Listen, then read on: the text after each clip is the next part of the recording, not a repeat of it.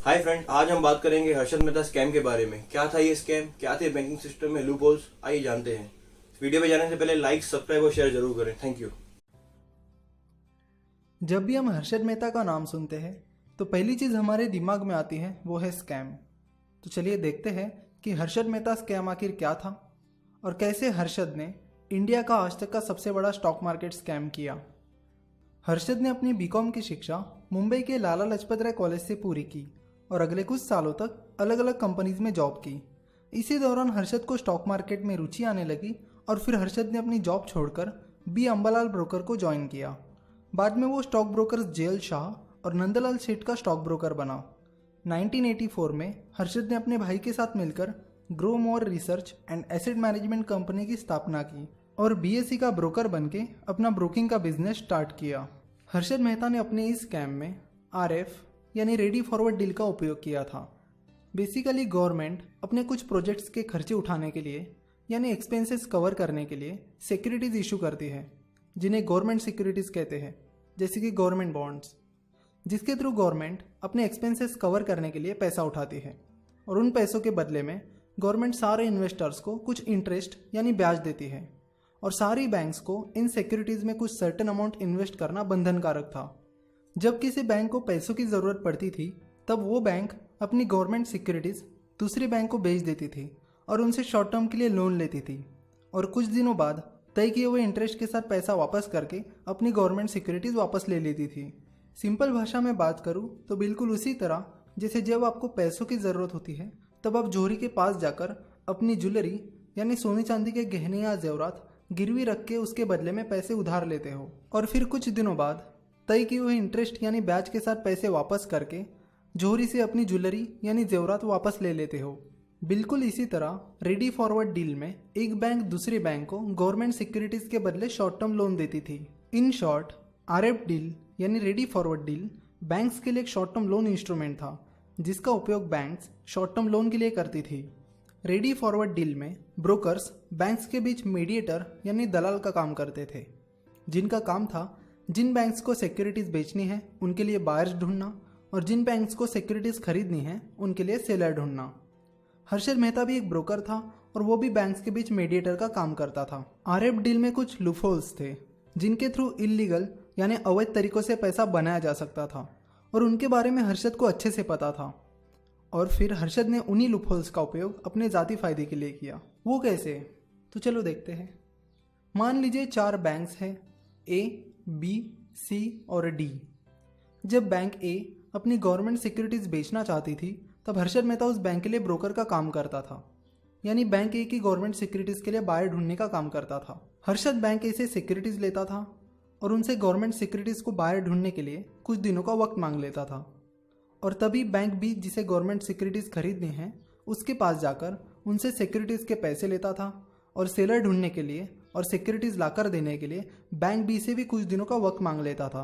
इस तरह हर्षद बैंक ए से ली हुई गवर्नमेंट सिक्योरिटीज और बैंक बी से ली हुई कैश दोनों भी कुछ दिनों के लिए अपने पास रख लेता था। रिजर्व बैंक ऑफ इंडिया यानी आरबीआई की गाइडलाइंस के अनुसार कोई भी बैंक सीधे ब्रोकर के नाम पर अपना चेक इशू नहीं कर सकती थी। गवर्नमेंट सिक्योरिटीज खरीदने वाली बैंक को अपना चेक सीधे गवर्नमेंट सिक्योरिटीज बेचने वाली बैंक के नाम इशू करना था, ना कि ब्रोकर के नाम। लेकिन इस केस में चेक सेलर बैंक को इशू करने के बजाय सीधा हर्षद मेहता जो कि ब्रोकर था उसके नाम इशू किया जाता था।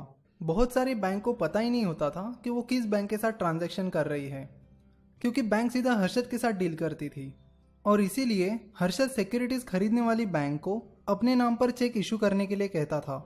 हर्षद सालों से बैंक्स के बीच ब्रोकर का काम बड़ी अच्छी तरह से कर रहा था और उन दिनों हर्षद का मार्केट में अच्छा नाम भी था। लेकिन हर्षद ने इसी भरोसे का गलत फायदा उठाया। उसने बैंक से मिला हुआ पैसा स्टॉक मार्केट में शेयर्स की प्राइसेस बढ़ाने के लिए यानी स्टॉक मार्केट मैनिपुलेट करने के लिए किया।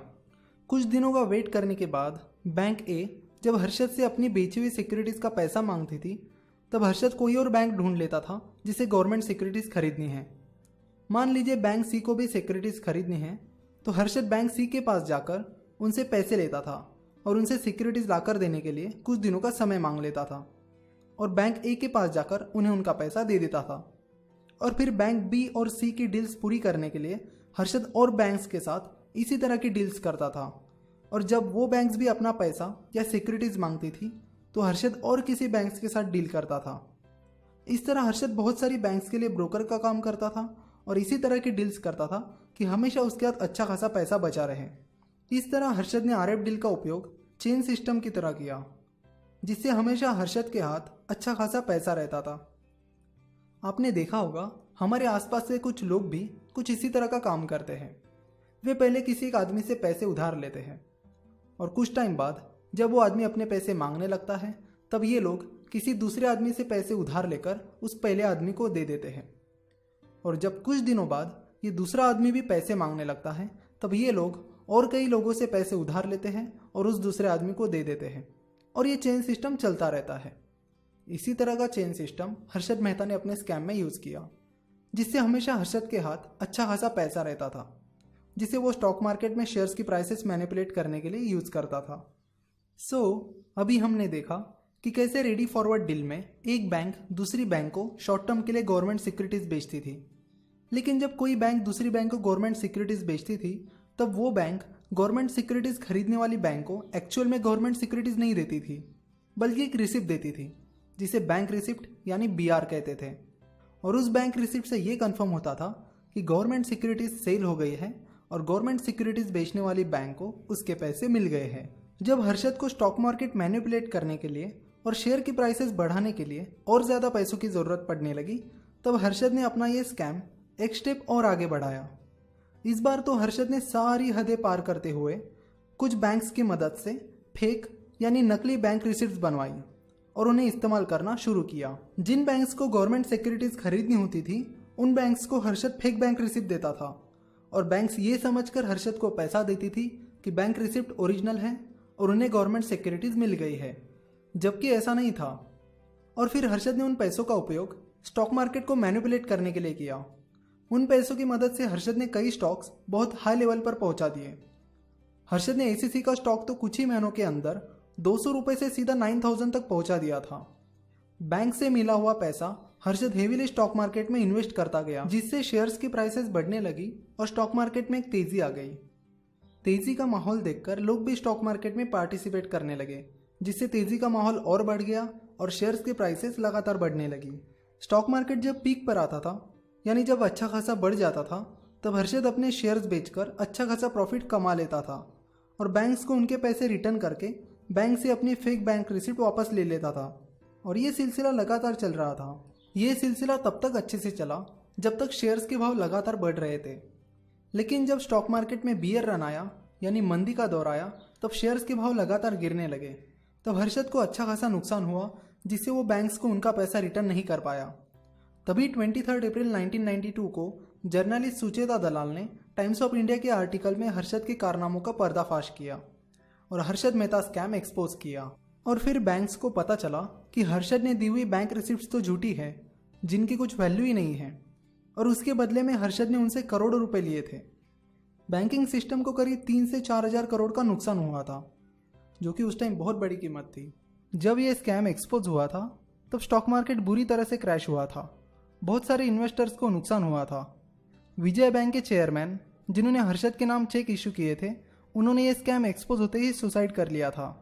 और फिर बैंक्स हर्षद से अपना पैसा मांगने लगी, लेकिन बियर रन के कारण और मार्केट क्रैश होने के कारण हर्षद को बहुत सारा लॉस हुआ था, जिसकी वजह से हर्षद बैंक्स को पैसा रिटर्न नहीं कर पाया। ये स्कैम एक्सपोज होने से पहले किसी को भी हर्षद के इस स्कैम की और टेक्निक की भनक तक नहीं थी। CBI ने 9 नवंबर 1992 को हर्षद मेहता को अरेस्ट किया था। हर्षद मेहता पर 600 सिविल एक्शन सूट्स और 70 क्रिमिनल केसेस के चार्जेस थे। सिक्योरिटीज मार्केट रेगुलेटर सेबी ने हर्षद मेहता को हमेशा के लिए स्टॉक मार्केट में इन्वेस्ट करने से बैन कर दिया था। हर्षद मेहता को ठाणे जेल में रखा गया था।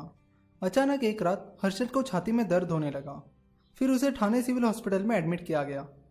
31 दिसंबर 2001 की रात सारी दुनिया नए साल का जश्न मना रही थी, वही हर्षद हॉस्पिटल में मौत से लड़ रहा था। आखिरकार रात 12:30 बजे के करीब हर्षद ने आखिरी सांस ली। जब हर्षद की मृत्यु हुई तब भी 27 केसेस उसके खिलाफ पेंडिंग थी। हर्षद की लाइफस्टाइल एक बॉलीवुड स्टार की तरह थी। कई मैगजीन्स तो उसे स्टॉक मार्केट का अमिताभ बच्चन कहती थी। हर्षद के पास मुंबई में एक सी फेसिंग बंगला था, जिसमें एक मिनी गोल्फ कोर्स और स्विमिंग पूल भी था। हर्षद के पास लेक्सस और स्टारलेट जैसी लग्जरी कार्स थी जो उन दिनों अमीरों के लिए भी इजीली अफोर्डेबल नहीं थी। 26 करोड़ का एडवांस इनकम टैक्स भर के हर्षद मेहता उस टाइम इंडिया का one of the biggest individual tax payer था। हर्षद मेहता को लोग बिग बुल के नाम से भी जानते थे, क्योंकि ऐसा कहते हैं कि 1991 की बुल रन की शुरुआत उसी ने की थी। केतन पारेख हर्षद मेहता के फर्म में ट्रेनी के तौर पर ज्वाइन हुआ था। आगे चलकर उसने भी कुछ स्कैम्स किए। नेक्स्ट लेक्चर में हम केतन पारेख स्कैम के बारे में जान लेंगे।